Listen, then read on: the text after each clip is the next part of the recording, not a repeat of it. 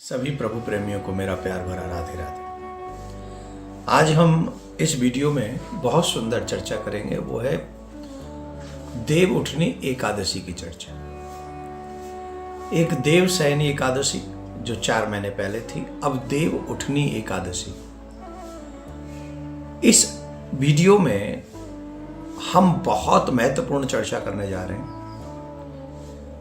विषय ये भी आएगा कि देव उठनी एकादशी 22 को है या 23 को, क्योंकि ऐसा मान्यता है, माना जा रहा है इस बार कि 22 को ही एकादशी प्रारंभ हो रही है। तो इस विषय में भी चर्चा करेंगे। मुहूर्त क्या रहेगा वो भी विषय में चर्चा करेंगे। देव उठनी एकादशी के विषय में हम और क्या कर सकते हैं,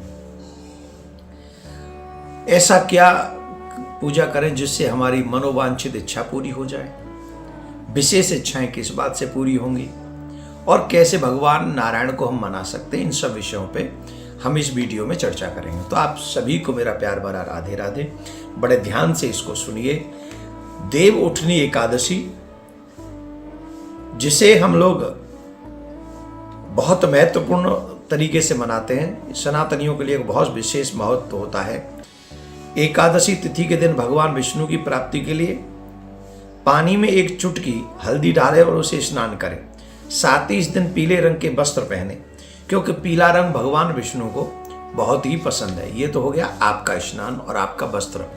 उसके अलावा आपको क्या करना है, उस दिन सुबह ब्रह्म मुहूर्त में उठकर पहले स्नान इत्यादि करके संकल्प कर लें। संकल्प करने के बाद में ये वस्त्र इत्यादि धारण करने के बाद में भगवान विष्णु की पूजा करें, अर्थात भगवान श्री कृष्ण की, राम की पूजा, आप जो अपने आराध्य हैं उनकी पूजा करें।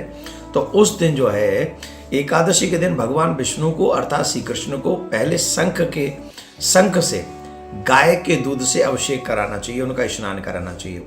इसके बाद गंगा जल से स्नान कराएं। ऐसा करने से व्यक्ति की आर्थिक समस्याओं को तो दूर होती है, साथ में भगवान विष्णु को बहुत प्रिय लगते हैं ये स्नान। तो हमें शंख से, गाय के दूध और पंचामृत इत्यादि से उनका अभिषेक करना चाहिए।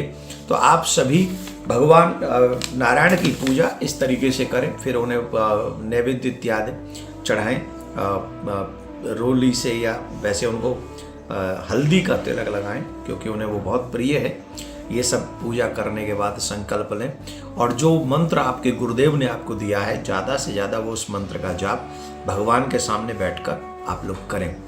देव उठनी एकादशी के लिए माना जाता है कि 4 महीने के लिए भगवान विष्णु विश्राम करते हैं, भगवान नारायण विश्राम करते हैं, जिसे योग निद्रा में जाना कहते हैं। वो 4 महीने पाताल लोक में वास करते हैं, और वहाँ जो 4 महीने सृष्टि का जो कार्यभार है वो भगवान शिव चलाते हैं। 4 महीने भगवान शिव इस पूरी सृष्टि की देखभाल करते हैं, और नारायण 4 महीने विश्राम करते हैं। उसके बाद देव उठनी की एकादशी के बाद ही हमारे सारे कार्य सिद्ध होने लगते हैं। मतलब जो शुभ कार्य हम लोग करते हैं कि भाई शादी हो गया, मुंडन हो गया, नए घर में प्रवेश आदि हो गया, जितने भी सारे कार्य हैं फिर हम इसको करने लग जाते हैं। तो इन कार्यों को हमको करना चाहिए। तो देव उठनी एकादशी का ये बहुत बहुत महत्व है।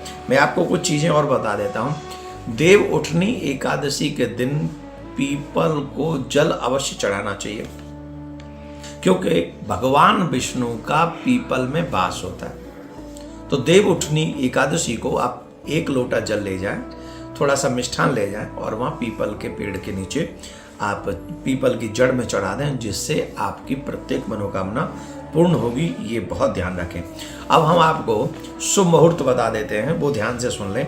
कार्तिक मास के शुक्ल पक्ष की एकादशी तिथि 22 नवंबर को देर रात 11:03 से शुरू हो रही है, और 23 नवंबर को 9:01 पर समाप्त होगी। सनातन धर्म के अनुसार उदया तिथि मानी जाती है, इसलिए 23 नवंबर को एकादशी, देव उठनी एकादशी का व्रत हम और आप सभी करेंगे। एकादशी व्रत के पुण्य के समय संसार में कोई और पुण्य नहीं है। जो पुण्य सूर्य ग्रहण में दान से होता है, उससे भी कई गुना अधिक पुण्य एकादशी व्रत से होता है। इस व्रत का पालन करने से गौदान, स्वर्णदान, अश्वमेध यज्ञ से मिलने वाला पुण्य भी उससे भी अधिक फल हमको इस एकादशी के व्रत का प्राप्त होता है। इसलिए हम सभी को एकादशी का व्रत अवश्य अवश्य अवश्य करना चाहिए। और हम लोगों को भगवान विष्णु की कृपा प्राप्त करने का प्रयास भी करना चाहिए। जिनके देव प्रबोधनी एकादशी पर एक विशेष संयोग बन रहा है इस बार, बहुत विशेष, और सभी लोगों को इस बात को सुनना और समझना है।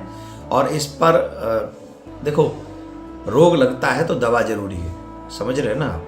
कोई रोग लग गया तो दवा भी जरूरी है, तो दवा मिलेगी तो रोग शांत होगा। अब हमारे जीवन में तमाम क्लेश हैं, रोग ही तो हैं। क्रोध आना रोग है, लोभ का बढ़ना रोग है, ईर्ष्या का बढ़ना रोग है, पैसे का ना आना भी एक रोग ही है, गरीबी भी एक रोग है। सबसे बड़ा रोग तो गरीबी है। हमारी बात हमारे समाज में सम्मान न होना, ये भी एक रोग ही है। बहुत सारी चीज़ें ऐसी होती हैं। तो कुछ जब ऐसे रोग लग गए हैं तो उनका कुछ इलाज भी करना चाहिए। तो इलाज हम लोग शुभ मुहूर्त में ही कर सकते हैं। तो ध्यान से सुने, देव प्रबोधनी एकादशी पर रवि योग का निर्माण हो रहा है। इस योग का निर्माण प्रातःकाल 6:50 से प्रारंभ हो रहा है और संध्या काल 5:16 तक रहेगा। रवि योग बेहद शुभ मानते हैं। इस योग में जगत के पालनहार भगवान विष्णु की पूजा करने के बाद मनोवांछित फल की प्राप्ति होती है। आप जो भगवान की पूजा करने के बाद मांगेंगे, श्रद्धा से, हृदय से उनसे प्रार्थना करेंगे। और एक और बात सुन लीजिए, संसार में कोई नहीं देता है जितना आप मांगते हो। अगर दे सकता है तो परमात्मा ही आपको हर चीज दे सकता है। इसलिए एकादशी व्रत की तो बहुत सुंदर सुंदर कथाएं हैं। इस दिन भी एक राजा की कथा आती है कि एक राजा था, वो उसके यहाँ तो ऐसा नियम था कि वो पशुओं को भी अन्नदान नहीं करता, अन्न नहीं खाने देता था उस दिन पूरे राज्य में। तो एकादशी वो कथा तो बहुत बड़ी है, अगर हम कहेंगे तो ये वीडियो बहुत बड़ा हो जाएगा। हम आपसे सिर्फ इतना कहेंगे कि प्रबोधनी एकादशी, देव उठनी एकादशी आप सबके लिए मंगलमय हो, शुभ हो। आप व्रत करें। 23 तारीख को व्रत रखेंगे। व्रत किस समय करेंगे वो मैंने मुहूर्त आपको बता ही दिया है। पारायण उसके अगले दिन हम लोग करेंगे। तो आप सभी को देव उठनी एकादशी का बहुत बहुत प्यार भरा राधे राधे। भगवान नारायण आपके इष्ट, आपकी प्रत्येक मनोकामना पूर्ण करें। प्रियाकांत जो आपकी हर कामना पूरी करें।